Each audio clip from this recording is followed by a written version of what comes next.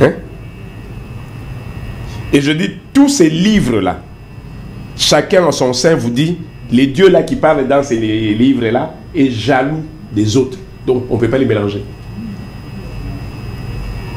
Vous voyez ça?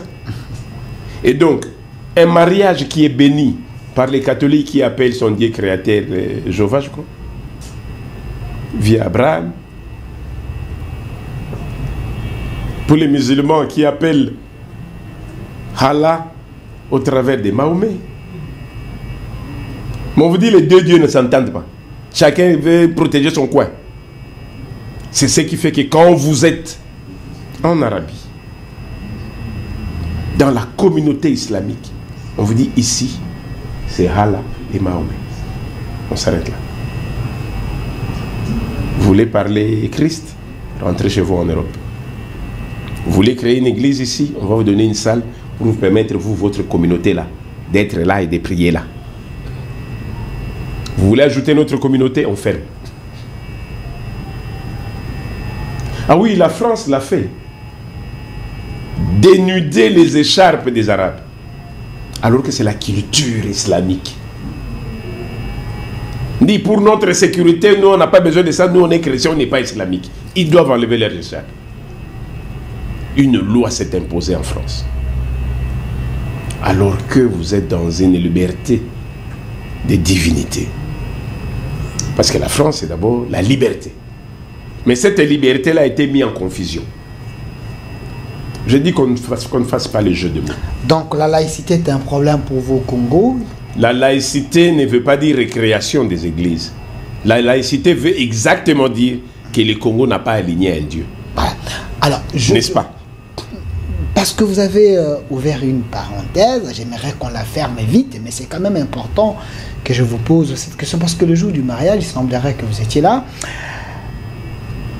Il y a quelqu'un qui m'avait envoyé un message en me posant cette question. Quand vous avez ouvert cette parenthèse, carrément, c'est revenu.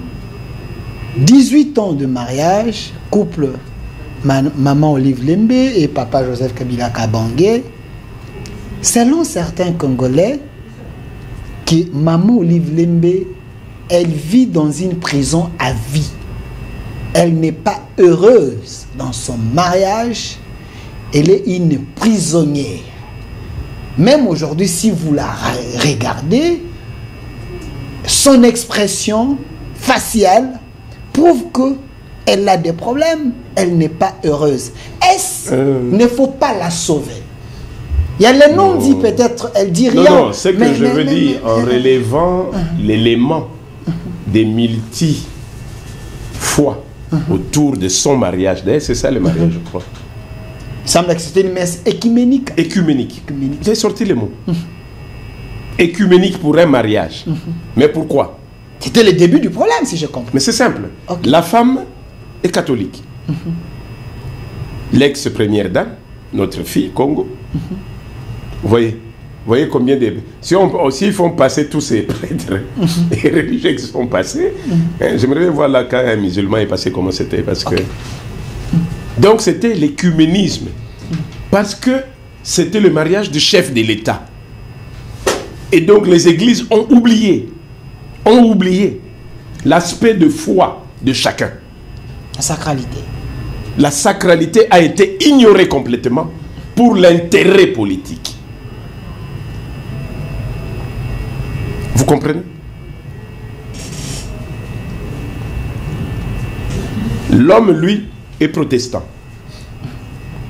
Parfois, on ne dit pas protestant, islamique. Je ne sais vraiment pas dans quoi il a été. Mais je sais qu'il n'était pas catholique.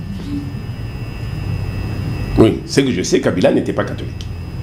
Il est, si pas islamique, protestant. Dans les deux. La femme, elle, est catholique. Ah oui, vous aviez relevé le sujet au début. Hein? Mon père spirituel. Pour la femme, les cardinals, c'est mon père spirituel. Maintenant, elle est dans un mariage à un homme d'État. L'homme d'État a des manœuvres à faire autour de lui. Il doit gérer tout le monde et tous les enjeux. Quand l'homme d'État se retrouve en front avec l'église catholique. Je crois que c'était le cardinal Mosengo. Avant Mosengo, je crois qu'il a commencé avec Mosengo.